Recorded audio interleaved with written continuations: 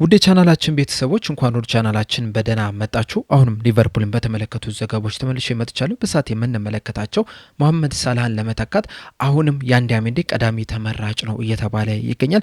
በተጨማሪም ሊቨርፑሎች የ16 ዓመቱን ወጣት ተስፈኛ ተጫዋችን ለማስፈረም ጥረት እያደረጉ እንደሆነም ተነግሯል። አንዲ ሮበርትሰንም ወደ ቶተናም ሊያቀና ነው እየተባለ ይገኛል። እነዚህንና ሌሎችንም ጨምሬ ይዤላችሁ መጥቻለሁ። እስከ መጨረሻው ደቂቃ ድረስ አብራችሁ ቆይታችሁ እንድትከታተሉት ያላችሁን ሀሳብ አስተያየትም ኮሜንት ሴክሽን ላይ በመጻፍ እንድታሳውቁ ሰብስክራይብ ላይክ ሼር እያደረጋችሁ የቻናሉ ቤተሰብ እንድትሆኑም በአክብሮት እጠይቃለሁ። አሁን በቀጥታ ወደ ዘገባዎቹ የምናመራ ይሆናል። አብራችሁን ቆዩ።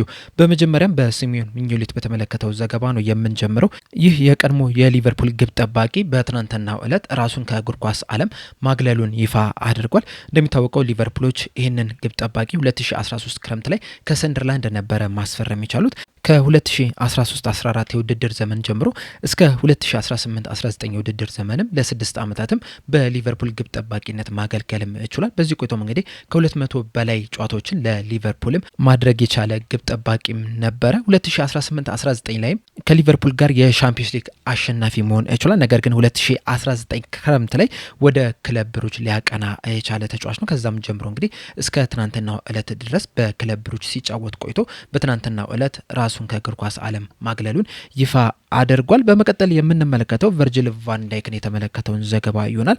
ቨርጅል ቫንዳይክ በዚህ ሲዝን ሊቨርፑሎች ባደረጓቸው እያንዳንዱ የፕሪሚየር ሊግ ጨዋታዎች ላይ በመሳተፍ እንደዚሁም ደግሞ ሙሉ 90 ደቂቃ በመጫወትም አዲስ ሪከርድ ማስመዝገብ ችሏል። ከዚህ ቀደም እንግዲህ በጆን ቴሪ ተይዞ የነበረው በእድሜ ትልቁ ሆኖ በእያንዳንዱ ፕሪሚየር ሊግ ላይ የመጫወት ሪከርድን በትናንትናው ዕለት ቨርጅል ቫንዳይክ በ34 ዓመቱ ከ320 ቀኑ ማሻሻል ችሏል። በዚህ ሲዝንም ከቨርጅል ቫንዳይክ ውጪ ይህንን ነገር ማድረግ የቻለ ተጫዋች የለም። ይህም የሚያሳዩ ደግሞ የቨርጅል ቫንዳይክ ጥንካሬን እንደዚሁም ደግሞ ቨርጅል ቫንዳይክ ምን ያህል ለሊቨርፑል አስፈላጊ እንደሆነ ጭምር ነው። ከትናንትናው ጨዋታ በኋላ እንግዲህ ቨርጅል ቫንዳይክ በሰጠው አስተያየት ይህ ሲዝን በጣም አስቸጋሪ የሚባል ሲዝን የነበረው ምናልባትም በእግር ኳስ ሕይወቴም ካጋጠሙኝ በጣም አስቸጋሪ የሚባሉ ሲዝኖች መካከል አንደኛው ይሄ የተጠናቀቀው ሲዝን ነው። በእርግጥ ለእኔ ብቻ አይደለም እንደ ቡድንም በጣም አስቸጋሪ የሚባል ሲዝን የነበረው።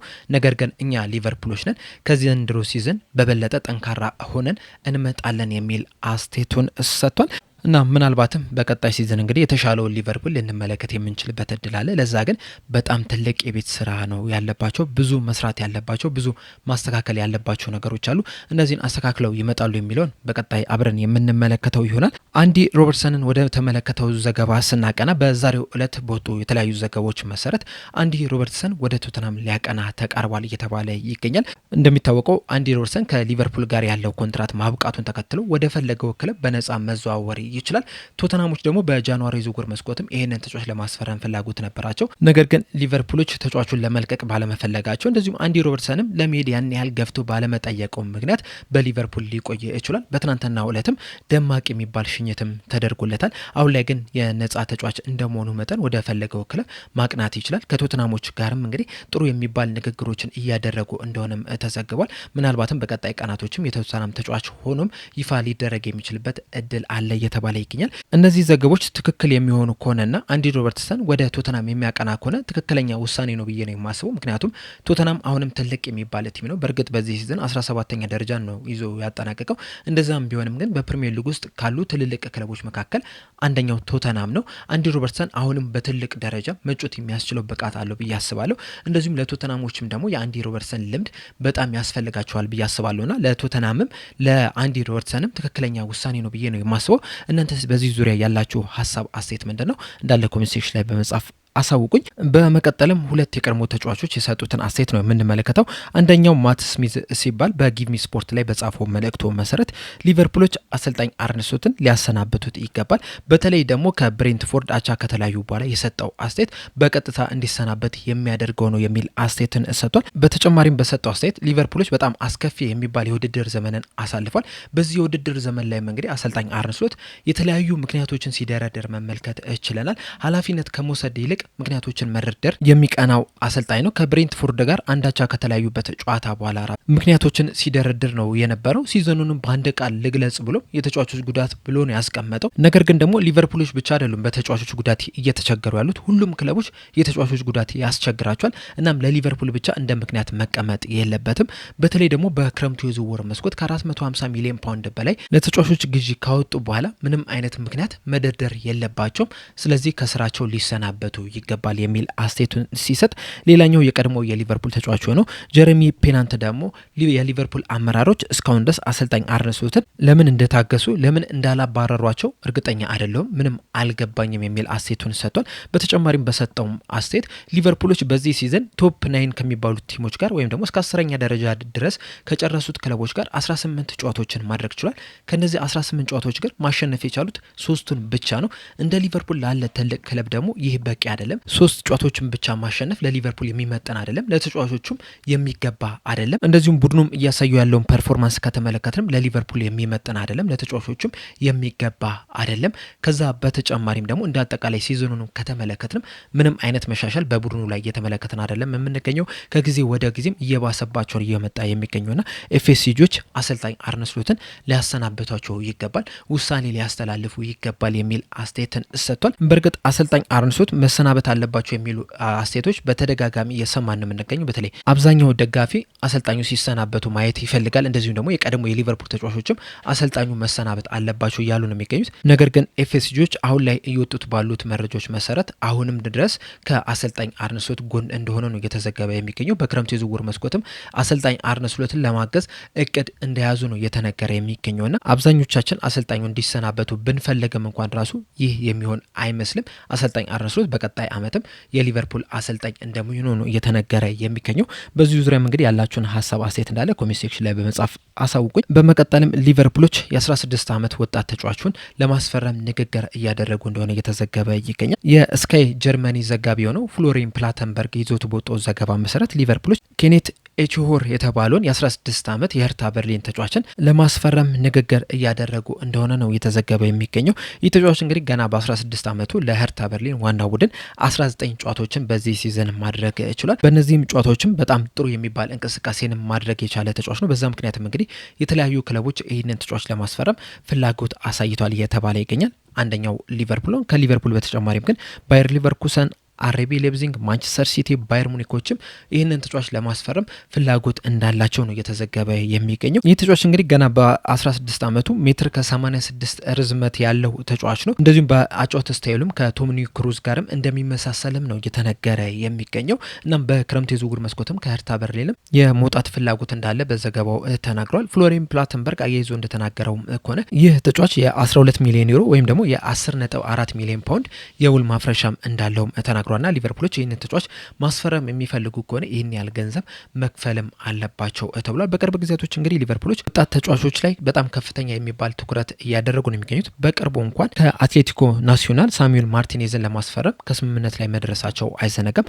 አሁን ደግሞ ጀርመናዊውን ተስፈኛ ተጫዋች የሆነውን ኬኔትን ለማስፈረም ድርድር እያደረጉ ነው የሚገኙት። ማስፈረም የሚችሉ ከሆነም ለ2 ዓመታት ለሌላ ክለብ በውሰት ውል የሚሰጡት ይሆናል። ምክንያቱም ገና 16 ዓመቱ ላይ መሆኑን ተከትሎ 18 ዓመት እስኪሞላው ድረስ ወደ እንግሊዝ መምጣት አይችልም። በዛ ምክንያትም ለሌላ ክለብ በውሰት ውል ይሰጡታል ተብሎ ይጠበቃል። አንዳንድ ቪዲዮዎችን እንግዲህ ቅድም ስመለከት ነበረ።